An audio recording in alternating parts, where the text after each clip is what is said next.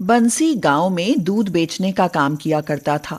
उसके परिवार में उसकी गर्भवती पत्नी कांता और बेटी कविता शामिल थी। बंसी बहुत गरीब था और उससे गांव के महाजन का कर्ज चुकाया नहीं जा रहा था। इसीलिए महाजन बंसी से खासा नाराज था। एक दिन महाजन बंसी के घर आता है और पूछता है, क्यों बे बंसी, मेरे कर्ज का क्या किया? साहूकार जी, बस थोड़ी मोहलत और दे दीजिए। इन सर्दियों के बाद मैं आपका सारा कर्जा चुका दूंगा। अबे कर्ज नहीं दे सकता तो ये घर खाली कर दे। आज से इस घर पर मेरा कब्जा, समझा? यह कहकर महाजन बंसी और उसके परिवार से घर छीन लेता है और बंसी का परिवार सड़क पर आ जाता है। अब ऐसी ठंड में हम कहाँ जाएंगे जी? बच्ची को तो देखो, ठंड से कैसे कांप रही है। कांता, थोड़ी हिम्मत से काम लो। अब हम शहर चले जाएंगे और वहीं कोई काम धंधा करेंगे। बंसी अपने परिवार को लेकर शहर आ जाता है। उस समय कड़ाके की ठंड पड़ रही होती है। कांता और कविता दोनों ठंडी से कांप रही थी। मुझसे तो ठंड सहन ही नहीं हो रही। माँ, माँ, बापू, सर्दी में मेरे तो हाथ पांव सुन्न पड़ रहे हैं। बंसी यह कह ही रहा था कि तभी कुंदन नाम का एक लंगड़ा भिखारी उनको सर्दी में कांपते देख कहता है, अरे बाबू, शहर में नवा नवा आया है का? पूरा इस परिवार ठंड में कांपी रहा है। घर चाहिए? हाँ भाई, घर तो चाहिए। घर चाहिए तो हमारा साथ चलो। एक एक खोली खाली पड़ा है, उसमें तुम डेरा डाली ले हो। उस समय बंसी की हालत ही ऐसी थी कि वह कुंदन भिखारी की बात को टाल न सका। बंसी अपने परिवार के साथ कुंदन की झोपड़ी में रहने लगता है। इस तरह उसके परिवार को छत तो मिल जाती है, पर पेट की भूख का सवाल खड़ा का खड़ा ही रह जाता है। भाई, इस भयंकर सर्दी में सिर छुपाने के लिए छत तो आपने दे दी, पर पेट भरने के लिए रोटी भी तो चाहिए। ये लंगड़ा कुंदन भिखारी तुम्हारा हर प्रॉब्लम सॉल्व कर ही देगा। वह रेलवे स्टेशन का सामने इमराई चाय का स्टॉल है, वो तुम चला लो। पैसा वैसा नहीं होए तो वही भी ले ले, पर धीरे धीरे हमारा पैसा चुकाई देना।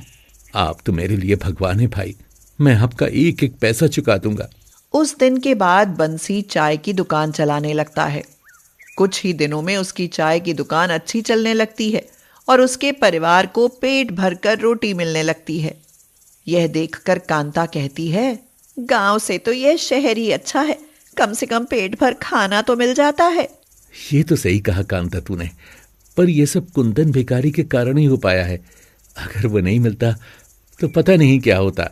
हमारे लिए तो वह भिखारी ही दाता है, भगवान उसका भला करे।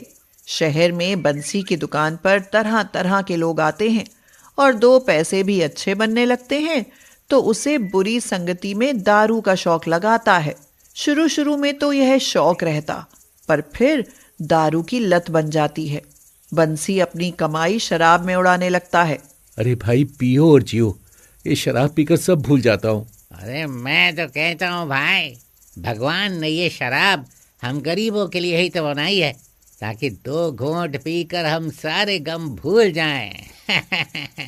बिल्कुल ठीक भाई, बिल्कुल ठीक। बिल्कुल ठीक नहीं, बिल्कुल गलत बे बंसी। एक बात याद रखना, ज्यादा शराब पिएगा तो मेरे माफिक भिखारी बनेगा। अरे ऐसा कुछ नहीं होगा कुंदन भाई, 10 पैसे की कमाई में 2 पैसे की दारू पीने में हर्जी क्या है। धीरे धीरे बंसी पर दारू की लत हावी होती जाती है और वह अपनी सारी कमाई दारू पर उड़ाने लगता है। हम माँ बेटी के पास ठंड से बचने के लिए गर्म कपड़े नहीं और घर में खाने के लाले पड़े हैं, फिर भी आप हैं कि शराब के नशे में धुत रहते हैं। अरे चुप कर, तुम भूखे मरो या सर्दी में तड़प कर मरो, मुझे क्या, मुझे तो बस शराब चाहिए, समझी। कांता बंसी के आगे बहुत रोती है, मगर बंसी शराब में डूबता ही जाता है। गर्भवती कांता बंसी से कुछ कहती है तो वह उसे खूब मारता है और माँ को पिटते देख कविता चीखी तो बंसी उसे भी खूब मारता है और कहता है, आज के बाद तुम माँ बेटी ने मेरी शराब के बारे में कुछ भी कहा तो जान ले लूंगा तुम्हारी। बापू, आप दारू पियो पर हमें खाना तो दो। चुप, 1-2 दिन भूखी रहने से मर नहीं जाओगी तुम। समय बीतता जाता है और एक दिन बंसी न जाने कहाँ चला जाता है। कांता और कविता उसे ढूंढ ढूंढ कर थक जाती हैं, पर वह कहीं नहीं मिलता। उधर कुंदन भिखारी उन्हें अपनी खोली से बाहर फेंकते हुए कहता है, वो सारा शराबी तो अपना नुकसान करके कहीं भाग गया। अब तुम भी भागो, अपना सब सामान यहीं छोड़ो और निकल हमारा घर से। कुंदन भिखारी उनको घर से निकाल देता है और कांता और कविता सर्दी में कांपते हुए रेलवे स्टेशन की तरफ आ जाती हैं। तभी कांता को दर्द शुरू हो जाते हैं और वह कहती है, कविता, कविता बेटी, मेरे पेट में बहुत दर्द हो रहा है और ऊपर से ठंड में जान निकली जा रही है। माँ, ठंड तो मुझे भी बहुत लग रही है, पर ये बताओ मैं क्या करूं? बेटा, लगता है तेरा भाई इस दुनिया में आने वाला है। माँ, उधर ना वो पुरानी ट्रेन खड़ी है, चलो उसी में घुस जाते हैं। हाँ बेटी, जल्दी करो। यह कहकर माँ और बेटी दोनों उस पुरानी ट्रेन को अपना घर बना लेती हैं और कांता उसी ट्रेन घर में एक बच्चे को जन्म देती है और कहती है, कविता बेटी, तुझे भाई मिल गया। माँ, मैं अपने भाई का तुमसे भी ज्यादा ख्याल रखूंगी। बिल्कुल रखना बेटी, तेरा बाप तो हमारा सहारा न बन सका, हो सकता है यह बन जाए। उस दिन के बाद कांता और कविता दोनों अपने ट्रेन घर में रहती और रेलवे स्टेशन पर भीख मांगकर गुजारा करने लगती हैं। कांता बच्चा गोद में लिए हुए कह रही है, 5-10 रुपया दे दो साहब, भगवान आपका भला करेगा। दे दो साहब, मेरा छोटा सा भाई आपको दुआ देगा। मगर उनको भीख मांगते देख कुंदन भिखारी का तन बदन जल उठता है। वह खुद से कहता है, लो, ये कमबख्त ऊर आ गई, भिकारन कहीं की। इनका आने से तो हमारा नुकसान होएगा। इनका तो स्टेशन से भगाना पड़ेगा भैया, वरना मैं भिखारी से भी भिखारी बन जाएगा। कुंदन बहुत ही लालची था। गरीब होकर भी उसके दिल में गरीबों के लिए दया नहीं थी। वह कांता और कविता को स्टेशन से भगाने की सोच रहा था। मगर इसी बीच एक दिन सर्दी और भी भयावह हो जाती है। कांता बच्चे को गोद में लेकर भीख मांग रही होती है तो अचानक ही बच्चा हरकत करना छोड़ देता है। यह देख कांता चीखने चिल्लाने लगती है, मुन्ना, अरे ओ मुन्ना, तुझे क्या हो गया बेटा? मेरा मुन्ना, मेरा बच्चा, भगवान इसे क्या हो गया? तभी कविता आकर कहती है, माँ, क्या हुआ भैया को? बेटी, लगता है सर्दी की भेंट चढ़ गया तेरा भाई।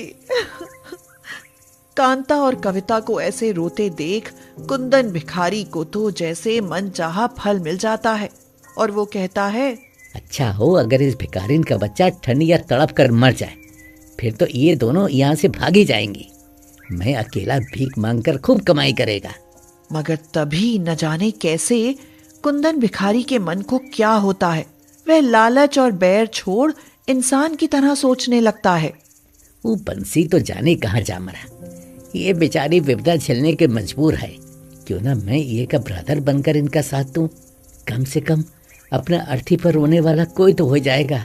यही सोचकर कुंदन भिखारी झट से कांता के पास जाकर कहता है, कांता बहन, मुझसे जो भूल हुई वो माफ करना। अब जल्दी से बच्चे को लेकर अस्पताल चलो, भगवान ने चाहा तो तुम्हारा बच्चा को कुछ नहीं होएगा।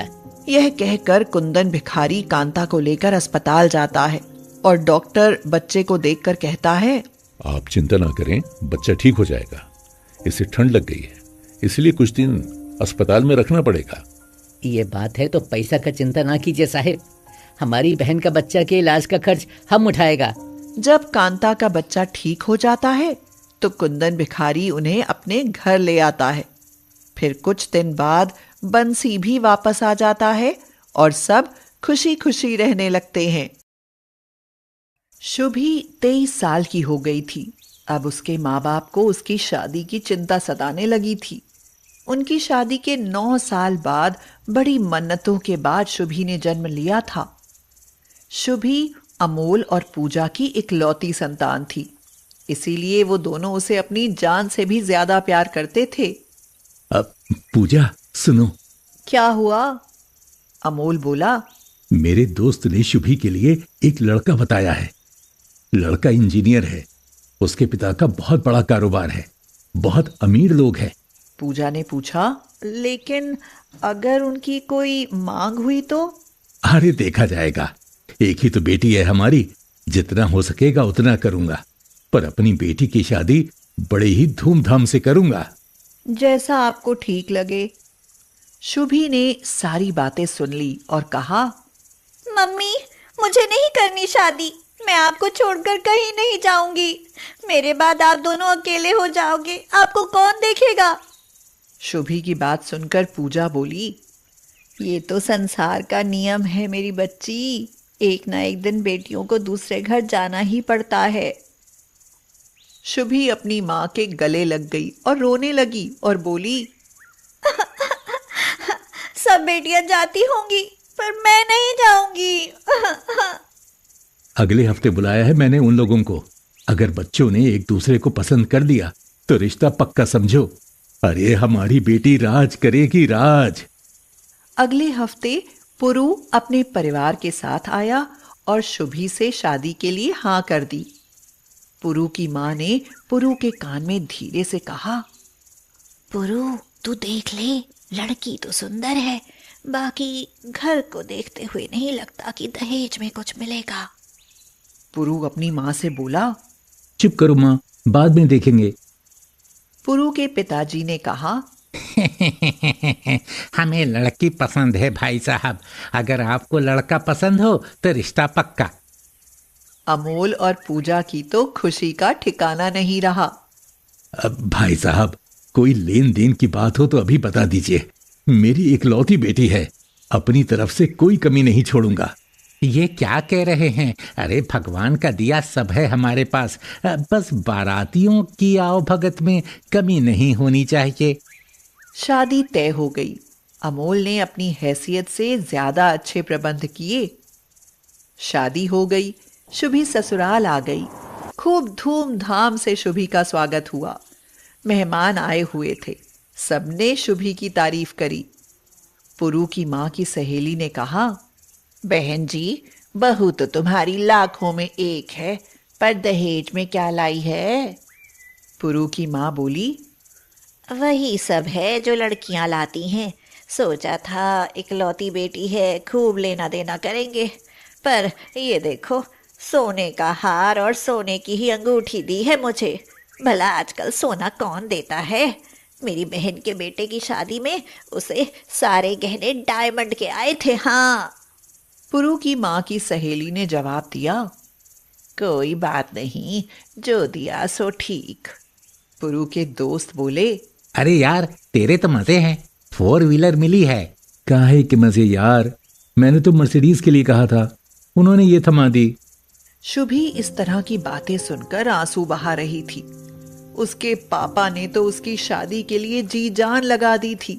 पूरी जिंदगी की कमाई उन्होंने शुभी की शादी में लगा दी थी, लेकिन उसके ससुराल वाले संतुष्ट नहीं थे। यह सोचकर वह रोने लगी। इसी तरह दिन बीतने लगे।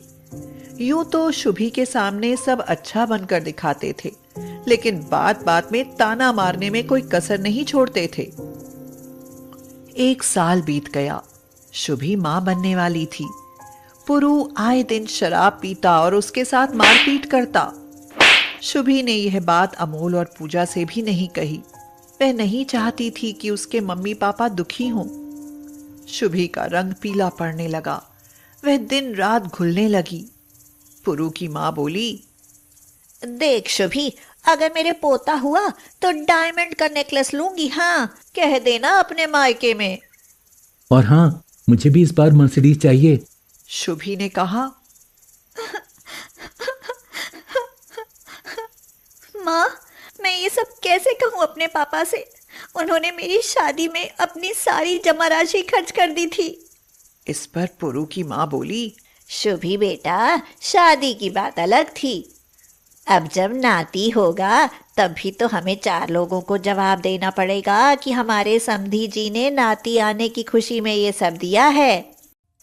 शुभी अपने कमरे में जाकर खूब रोई। और सोचती रही कि दहेज के लोभी न जाने कितने माँ बाप को कर्जे में डुबोकर मार डालते हैं।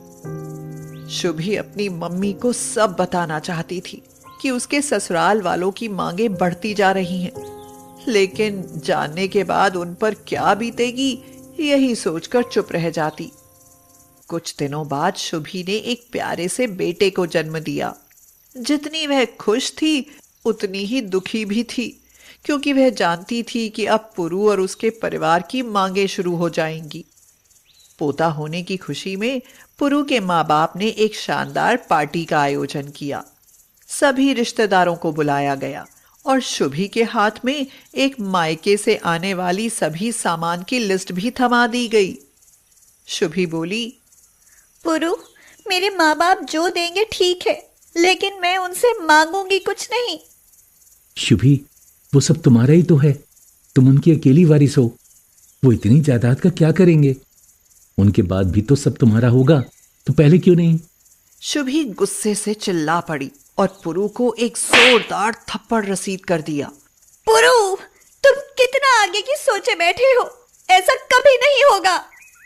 थप्पड़ लगते ही पुरु को गुस्सा आ गया और वह शुभी के बाल खींचने लगा। शुभी दर्द से कराहते हुए बोली, छोड़ो छोड़ो, मुझे दर्द हो रहा है। तेरी इतनी हिम्मत, तूने मुझे थप्पड़ मारा। अब मैं तुझे तेरी औकात दिखाता हूं। पुरु शुभी को मारता रहा। उसका 1.5 महीने का बच्चा रोता रहा।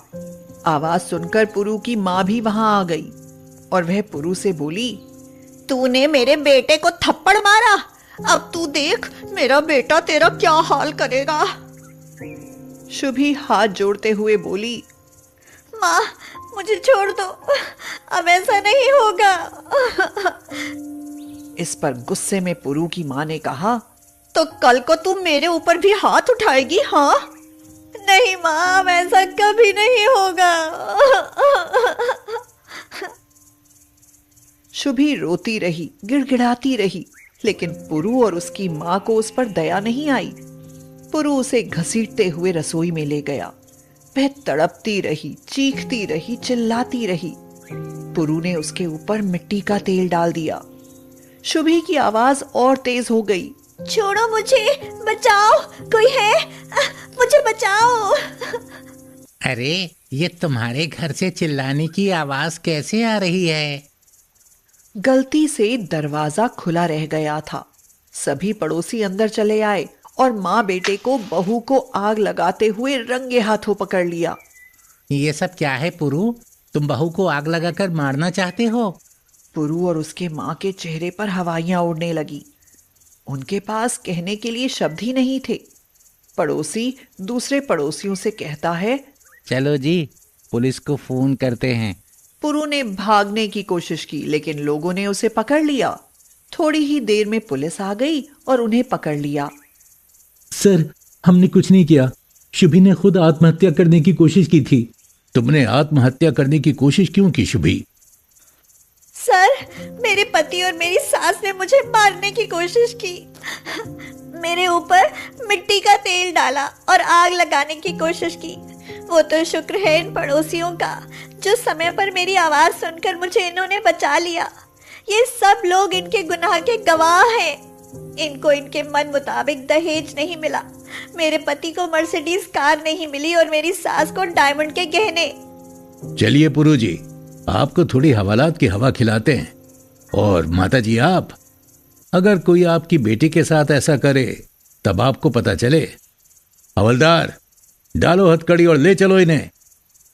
पुरु और उसकी मां को आजीवन कारावास की सजा सुनाई गई और उसके पिता को भी सब कुछ जानने और उनका विरोध न करने के जुर्म में 5 साल की सजा सुनाई गई।